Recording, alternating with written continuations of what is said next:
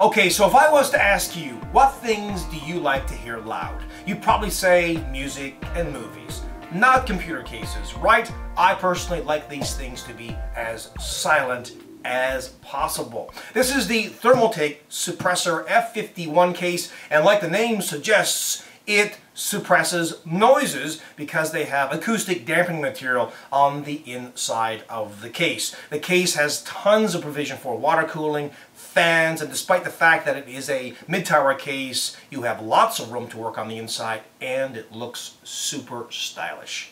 The box is fairly plain, although it does have details about the product on it.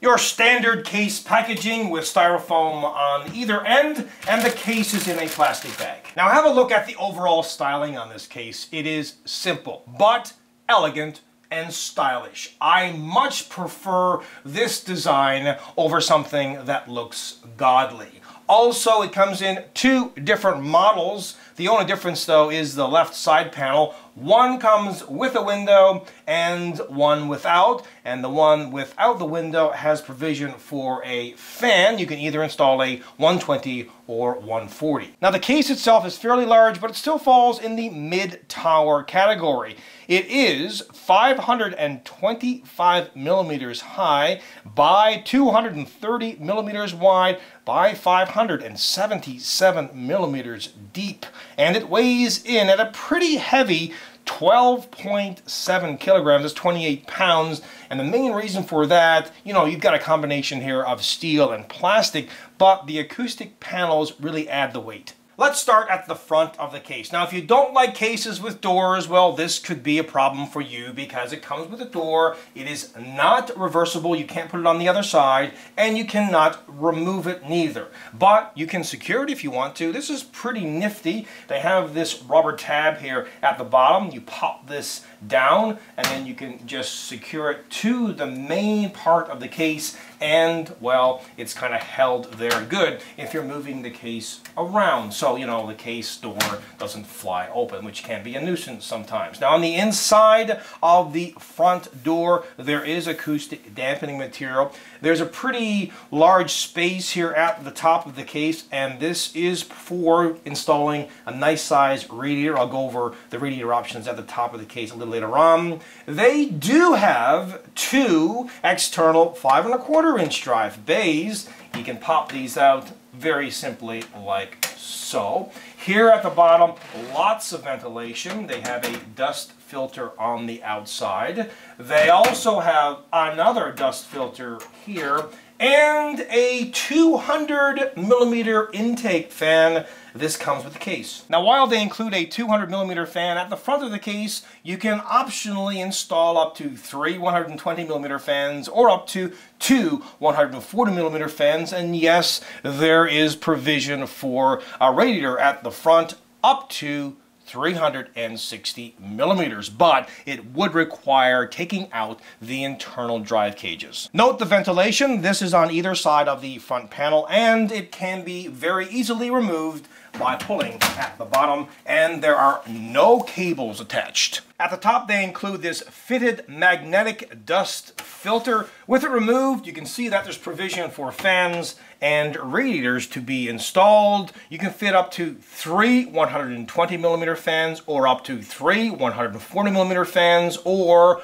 up to 2 120 millimeter fans, and it doesn't stop there. You can install a radiator that is up to 420 millimeters. Note that they have slots instead of just screw holes. That's wonderful because it gives you some room to move either a fan or a radiator around. Note how you can't see through to the inside of the case. They've got lots of ventilation up here, but it seems to be blocked, and it is by 3 acoustic panels, and you can remove either one or a couple of those. It depends on what you're doing, whether you're installing like, for example, one 140 millimeter fan or one 120 millimeter fan. You can just pick which panel that you want to remove. Now, this is a very convenient location for adjusting the speed of the fans, connecting your headset and microphone, powering the system on and off. And by the way, around this power button, they have an LED. There's another LED here for hard drive activity. Here's the reset button, 4 USB ports,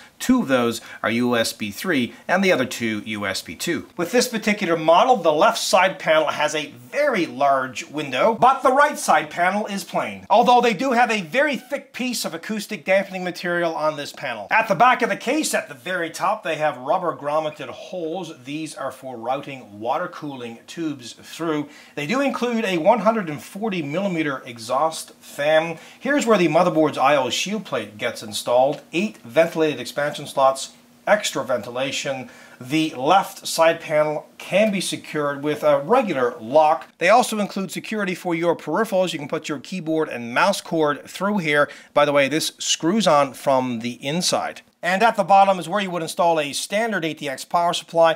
Note that they do have rubber here for the power supply to bump up against. Plus 4 thumb screws, 2 on each side panel. This case fits mini ITX, micro ATX, ATX, and extended ATX form factor motherboards. Now the motherboard tray is not removable, and that's not surprising these days, but it does have a large hole on it for the cooler's retention plate, plus these rubber grommeted holes here to route cables behind the motherboard tray. And there's plenty of space, by the way, between the back of the motherboard tray and the right side panel as well. They have punch outs on the back of the motherboard tray to organize those cables.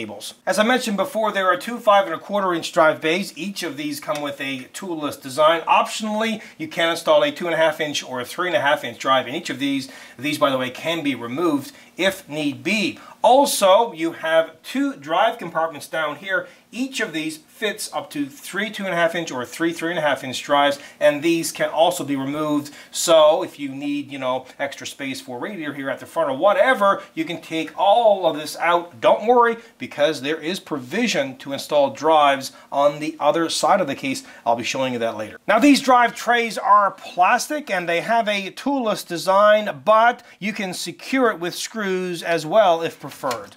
There's no fancy design for the expansion slots, rather thumb screws, but that's perfect. And note the fan leads. They are 3-pin and the cable itself is sleeved. Now what about CPU cooler height, video card length, and power supply length? Well, let's go through that now. As for the CPU cooler height, you can have one that is up to 185mm in height, so that should give you lots of options when it comes to a very, very robust CPU air cooler. As for video card length, well, with the hard drive rack or cage installed, you can have a video card that is up to 310mm in length. That applies to the power supply length as well, by the way. Or a video card that is up to 465mm in length if you do not have the hard drive cage installed. But the power supply length, well, if you have a fan installed on the bottom, it will be limited to 220mm in length. And note they have this adjustable power supply bar that comes with rubber rests. And the next question I'm sure is going to be, well, what fans can you install at the bottom of the case? Well, you can install up to 2 120mm fans down here. Now have a look behind the motherboard tray. Again, you've got these rubber grommeted holes for routing the cables through, plus punch outs to attach them. And there's plenty of space behind the motherboard tray and the right side panel. Get things back here out of the case. It will increase airflow inside the case, plus it looks much better. Now what happens if you remove those internal drive cages, which by the way is very easy to do? You just need to take off a number of thumb screws. Well, not a problem. You just can use a couple of these drive rails and mount drives here. At the bottom of the case are 4 pretty tall feet, and each of these has a rubber insert as well. Note the 2 removable fan filters. You've got one at the front and another one at the back. Finally, have a listen to the stock cooling, first on the low speed.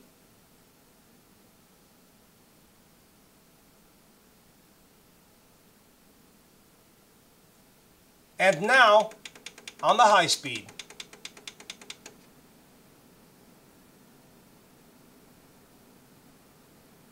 So are you impressed with this case? I know I am. I think it is the perfect mid-tower case in every respect. Thermaltake has done a fantastic job at the styling, the overall build quality, and the features. I mean, this is a mid-tower case that you can fit a ton of stuff on the inside. There's provision for drives and water cooling and fans, and on it goes. Super job. Overall, this is a 100% kick-ass product. Until next time, take care.